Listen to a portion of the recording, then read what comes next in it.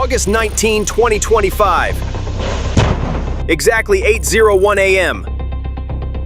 A Russian fuel train with 30 wagons was heading towards Crimea. Road convoys were being targeted. The sea route was at risk. The railway was therefore critical. It was mandatory and one-way for Russia. The train had to take this route. However, there was no escape lane. The train drivers were unaware that they were being monitored. And soon, dozens of bomb-laden drones dive into this giant train. Ukrainian intelligence was set up in layers. Visibility was limited in this area for unmanned systems, but signal strength could be concentrated. This was an advantage for guided drone attacks. The intelligence network produced a hybrid map combining satellite images, listening devices, and electromagnetic signal reflections. Optical and thermal satellite images were matched. Commercial SAR packages were also added. The enemy's signal jamming and camouflage were penetrated. Station GSM traffic was monitored. Locomotive telemetry was captured. The day and time the train would pass were determined through both signal intelligence and exposed secondary supply plans. The convoy's estimated speed was recorded. The intersection point was marked. The UAVs were deployed in a formation consisting of 3 segments for the attack. The first segment was targeting. The second segment was the dive strike. The third segment was signal backup and return sabotage. The drones used were modified high-temperature resistant kamikaze platforms called Malyuk V2. Their range capacity was 210 kilometers. The guidance system supported both GLONASS and GPS signals. Data links were encrypted at the AES-128 level and included a satellite-based recall algorithm.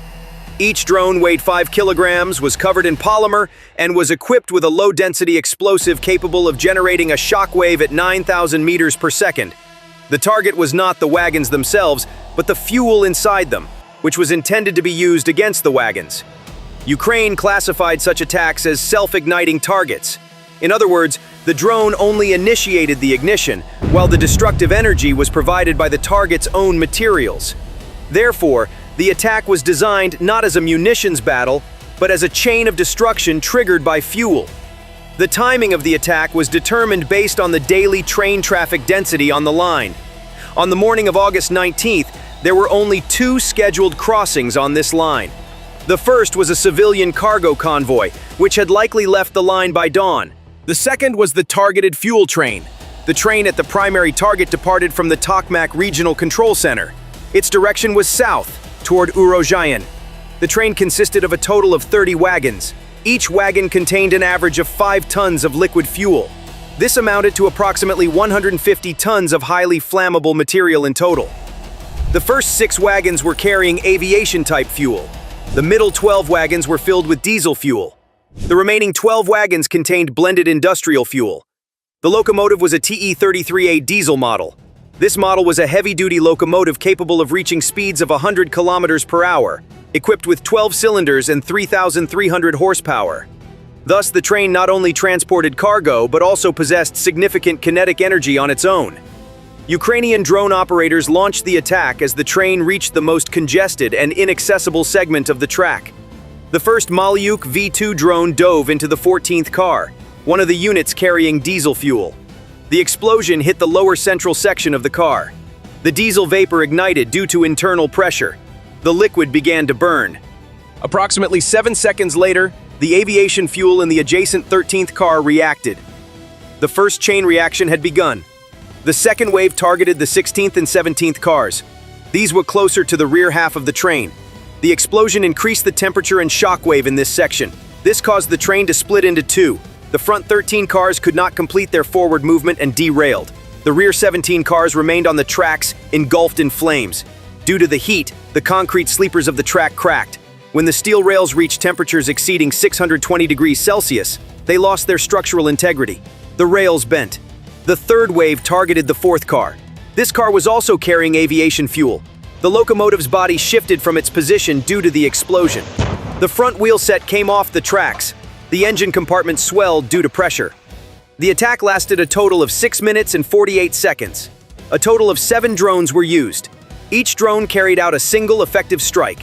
The total length of the track destroyed in the attack was measured at approximately 312 meters. The Ukrainian Armed Forces issued an official confirmation message. Video footage of the attack was released by global media sources later that afternoon. The footage clearly showed the moment of the explosion, the size of the fireball, and the deformation of the tracks.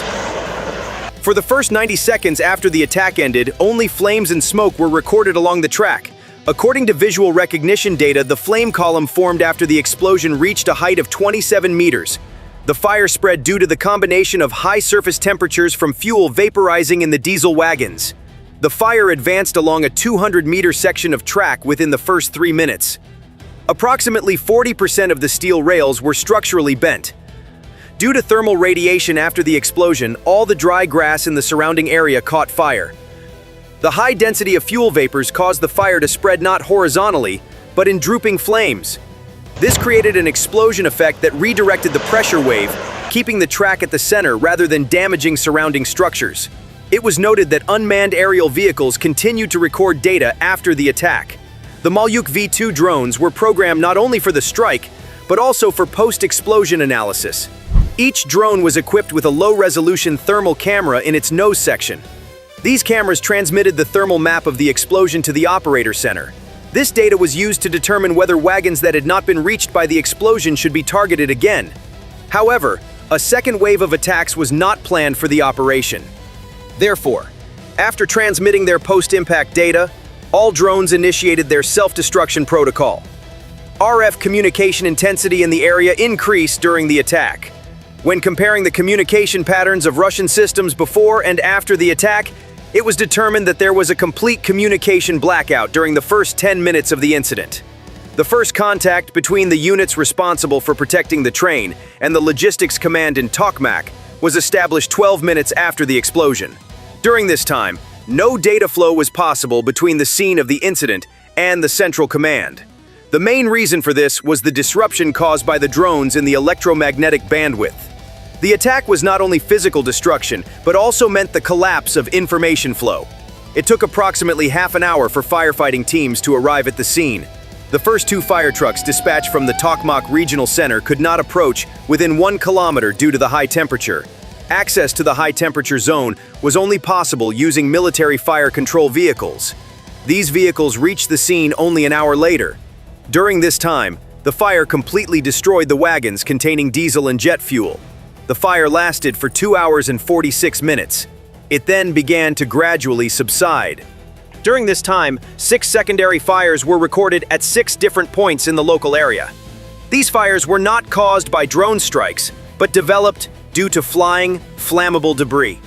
The first images from the scene clearly showed that the rails had been bent into a U-shape. The tensile strength of the rail steel was between 540 and 620 MPe. However, at temperatures above 750 degrees Celsius, this strength decreases by up to 40%. Analyses revealed that this threshold had been exceeded on the rail surface. This meant that the track had to be completely replaced. At least a 400-meter section of the track became inoperable. Since the rail infrastructure was damaged, replacing the superstructure alone was insufficient. This section of the Tokmak-Urozhain line was constructed using a double-track system with concrete block foundations. Therefore, repair work could not be limited to replacing the rails and sleepers. It was recorded that the ground in the area had settled by 12% due to thermal shock. This posed a permanent risk for future freight transport on the same line. Additionally, most of the signaling cables in the area had melted due to the fire. At least 4 days of engineering work were required to reinstall the railway communication signals. It might have been necessary to wait even longer. During this process, the Russian military's railway supply line to Crimea was completely suspended. Only civilian-class low-volume road transport could be switched to. However, this method could only meet 17% of the daily supply volume. This led to a serious supply crisis for Russian troops at the front, including armored vehicles, artillery batteries, and units in need of fuel. 12 hours after the attack, the Russian military administration convened an emergency meeting. Initial assessments suggested that the attack was an act of local sabotage. However, satellite images and social media videos leaked within hours revealed that it was a direct drone attack. Additionally, the precision of the explosion sites indicated that the attack was carried out not from within, but through high-precision remote guidance. The railway line was completely shut down after the attack. The Tokmak-Urozhain line was the only railway channel connecting Crimea to the mainland. An average of 4 logistics trains were scheduled to pass through this line daily. Each train carried an average of 900 tons of cargo. This amounted to a total daily supply volume of approximately 3,600 tons. When this line was closed, 7 logistics centers directly in Crimea and on the southern front were affected. These centers relied on this line for the supply of ammunition, fuel, and water. Alternative transportation methods were both insufficient and posed security risks. Road transportation was not suitable for armored vehicles. Sea transportation had been halted due to Ukraine's Sea Baby-class surface drone attacks. As a result, the Russian military faced a serious supply bottleneck in the rear for at least 72 hours. This disruption directly impacted the flow of fuel and ammunition for artillery systems. Additionally, planned shipments of tanks and ZTR-type armored vehicles were postponed. According to field reports, some battalions canceled their movement plans on August 20 due to the attack. This situation significantly slowed down the operational rhythm at the front. The total amount of fuel carried by the destroyed train was estimated to be approximately 150 tons. This is estimated to be equivalent to the operational fuel requirement of a mechanized division for 3 to 5 days. Among the fuel types was JP-8 class jet fuel. This was being transported for use at forward airfields behind the front lines by Russian air forces. The cost of the Malyuk V2 class drones destroyed in the attack was approximately $38,000 each. The operational cost for the 7 drones used was approximately $266,000. The market value of the fuel carried by the destroyed train was estimated at approximately $2.5 million. However, from a military logistics perspective, this loss was much greater. 1 wagon of JP-8 fuel is equivalent to 18 helicopter sorties.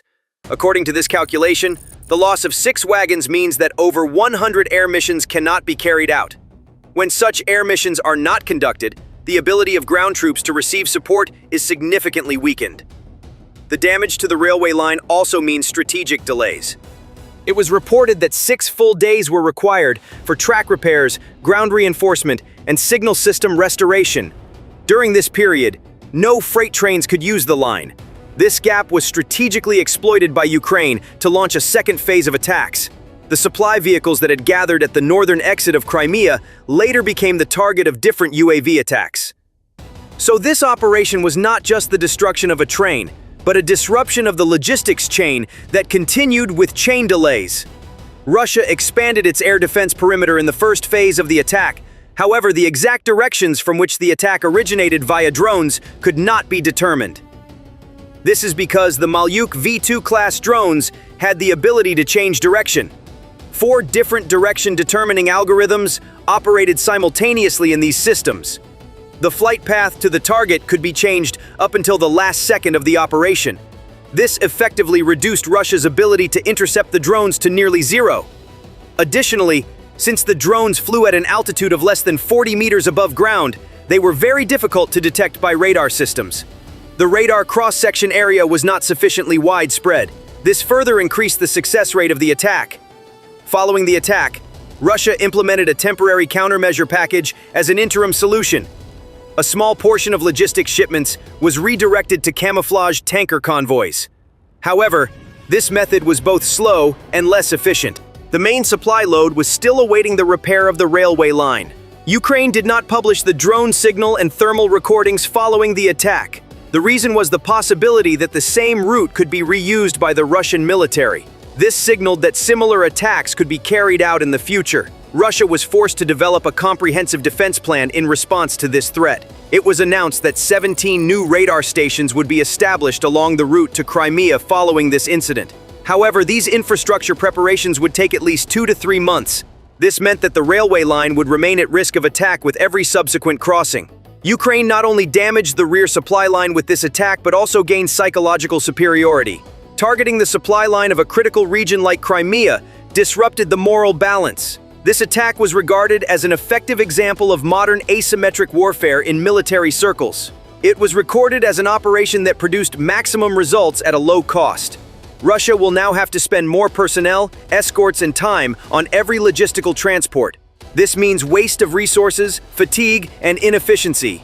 Ukraine, on the other hand, once again demonstrated its ability to strike strategic targets using unmanned systems.